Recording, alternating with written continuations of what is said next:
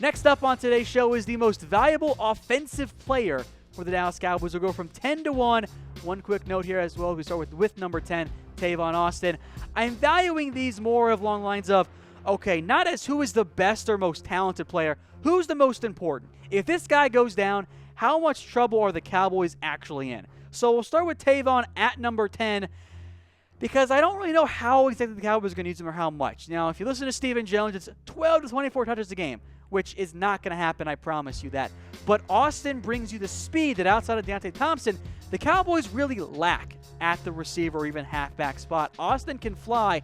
He brings you a chess piece or at least a distraction on offense, the guy that helped take the top off the defense, or they have to pay attention to on the jet sweep. So I don't think it's going to be 12, 24 touches. It'll probably be more like 24 snaps a game for Tavon Austin, but his speed is valuable more so than a Deonte Thompson or even a Michael Gallup, who I want to see play a little bit more before I put him in this top 10 list.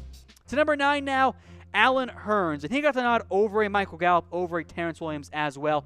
Hurns is the closest thing the Cowboys have to your prototype number 1 wideout, and it's really not all that close in terms of play style. Hurns has ability. He can be a good receiver for you. He was that in Jacksonville, when he was healthy. And Hurns brings you that big body on the outside who can do some things for you, but I don't think he's going to be a true dynamic number 1 guy. That's why he's only number 9 on this list, but he still will be counted on as one of the Cowboys' top options this year at wide receiver. He'll put up better numbers than he did last year. It just might not be his breakout year back in 2015. Moving out to the offensive line, number 8, Connor Williams. Don't yell at me for putting a rookie on here. Sewell deserves it. I have high expectations for him this season. And most importantly, what did we see last year? Ron O'Leary is gone, and the combo of Chaz Green and Jonathan Cooper was an overall negative to the Cowboys' offensive line. The Cowboys' offensive line needs to be among the best in the NFL for it to have success, for the team to have success on offense.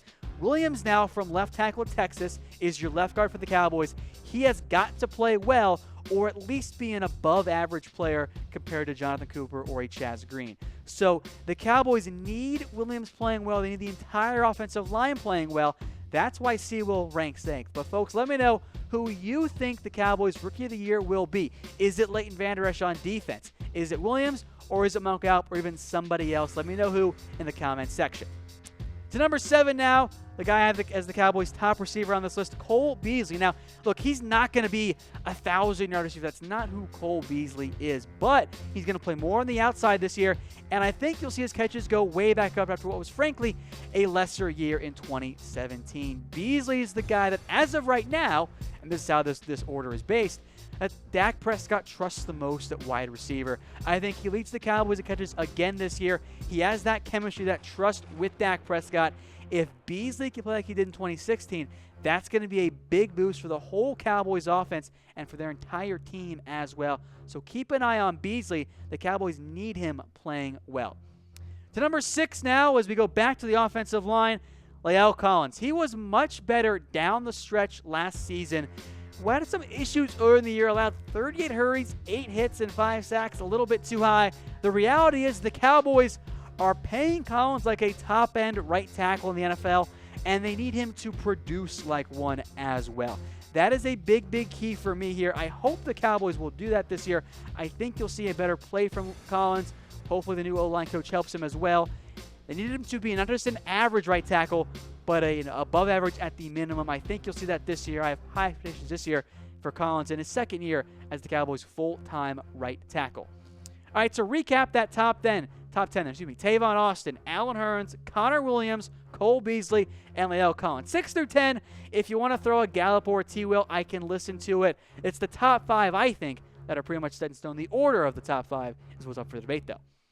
Folks, subscribe to our new Cowboys Report YouTube channel at chatsports.com/CowboysTV. It'll take you right into the subscribe page. All of our great Cowboys coverage all in one spot. That is chatsports.com/CowboysTV. So those were kind of some of your top 6, your 10 through 6, excuse me. Now into your top 5. I think the top 5 are very clear. It's the order of the offensive linemen, and Dak and Zeke that are up for debate. At number 5, I've got Zack Martin. I'll knock him down a little bit because, well, he's a guard. You can get by with lesser guard play.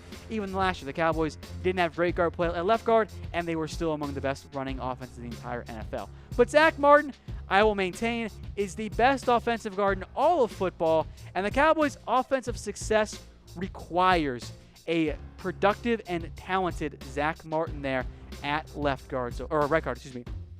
I think you'll see that again this year for Zack Martin. Hopefully he plays well, because if he doesn't, all of a sudden, well, the Cowboys just paid this guy top-end money and he had a down year. That won't happen, but I think Zack Martin will once again be an all-pro, Pro Bowl type guard. So, folks, let me know who you think the Cowboys' best offensive lineman is. And as I mentioned, top 5 up for debate, the order, but Zack Martin, Frederick, and Tyron Smith are all for debate here as well. They are all among the best in the NFL at their respective positions. On to number 4 now. Some of you guys might not like this, but I put Zeke Elliott at number 4. Couple reasons why. Yes, he is the best halfback for the Cowboys and one of the best in the NFL. But even last year, without Zeke Elliott, it was only a half-yard difference in terms of yards per carry between what Zeke put up and what the Cowboys had with Rod Smith and with Alfred Moore. So, yes, he's better, but I think we saw it at times last year. Yeah, the offense needed Zeke out there, but not as much as they needed some of the offensive linemen or their quarterback, for example. So Zeke is one of the most valuable players, and I think in terms of offensive MVP, he's going to be in the mix there for the Cowboys and the NFL this year. And yes, I do think he leads the NFL in rushing yards this year. I'm typing in Y here. I just don't know if Zeke is truly a top 3 most valuable player for the Cowboys, because if he got hurt, the Cowboys could get by with a Rod Smith, a Bo Scarborough, or maybe Austin plays more in the backfield. But as for the rest of it there, I think the Cowboys still need Zeke on the field there as one of the best halfbacks. I just think there are more valuable, more important players than Ezekiel Elliott right now on this Cowboys roster.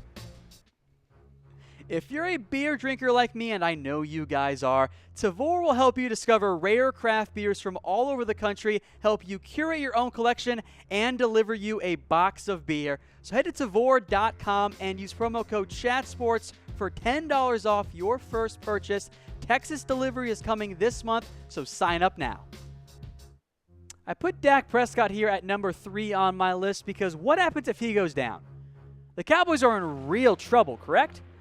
Cooper Rush, Mike White. I know there are some Cooper Rush truthers out there. Stop it. Get some help. Dak Prescott is a better quarterback than Cooper Rush, and it's not even all that close, by the way. So the Cowboys need Prescott to be better this year, but he did struggle with injuries when Zeke was suspended and when Tyron Smith went down. He wasn't the same quarterback when Smith was hurt and didn't have Ezekiel Elliott. But the positional value of quarterback does matter. I almost put him at number 1. I'll put him down here at number 3 because I think, as we'll get to here in a second, you'll see why maybe other players have a bigger impact on the Cowboys' success. But, folks, let me know how many passing yards you think Dak will have this year. In the past couple of years, he's had 3,324 and 3,667. I'd say anywhere around that range is about right for Dak. He's not going to suddenly become a 5,000-yard guy. That's not what the Cowboys' offense is built on. Next up here, and this ties into the Dak Prescott portion, look at the numbers right there on your screen of how Dak Prescott played without Tyron Smith in 2017. He completed under 62% of his passes, under 900 yards, with 1 TD and 7 interceptions. Now, Cooper Rush can go do that for you. The reality is that without Tyron Smith last year, Dak Prescott was a bad quarterback. And that's because the backups were a disaster in terms of Chaz Green and Byron Bell. They were not anywhere near good enough. But Tyron Smith carries an immense amount of value to this franchise because without him, the Cowboys were wholly unprepared. The good news is they signed Cam Fleming. They'll be much better off. But if Smith continues to struggle with his back problems, I have real concerns about this Cowboys offensive line. But so far, the Cowboys have been very cautious with him during training camp. My number 1 guy will be a surprise, Travis Frederick. Now, I took the approach of Tyron Smith. The Cowboys were bad without him last year. I think if Travis Frederick went down, the Cowboys' offensive line and offense overall would take an even bigger hit. Frederick is one of the most underrated players on the Cowboys and in the NFL. What happened if Travis Frederick went down like Smith went down last year, and all of a sudden you're starting Joe Looney or Marcus Martin at center? Yeah, you go from NFL's best center to a guy in Marcus Martin who couldn't play for the Browns, and Joe Looney, who's barely played in the NFL in general. I don't mean that as a shot at Looney, but he's just nowhere near the player that Travis Frederick is. So center is the most underrated position in the entire NFL. I think that Frederick is actually the most valuable Cowboys player, even if I'm sure many of you guys won't agree with me. But just let me know what you guys think in the comment section if you're picking Zeke or Dak or Tyron or Martin or Frederick or whomever on offense. Again, we'll get to defense on tomorrow's show. So to recap here, folks, the most valuable player on the Cowboys, I ranked them as the most important if they went down with an injury. Tavon, Hurns, Sewell, Cole Beasley, and La'el Collins are your bottom 5. Then your top 5, a clear-cut top 5. You can debate me on the order if you want. Zack Martin, Zeke, Dak, Tyron Smith, and Travis Frederick as well. All right, folks, that will do it for us today. A big thank you to Tavor for sponsoring today's show. Tomorrow's program, we'll have some rumors and some most valuable defensive players. But until then, we'll see you guys next time.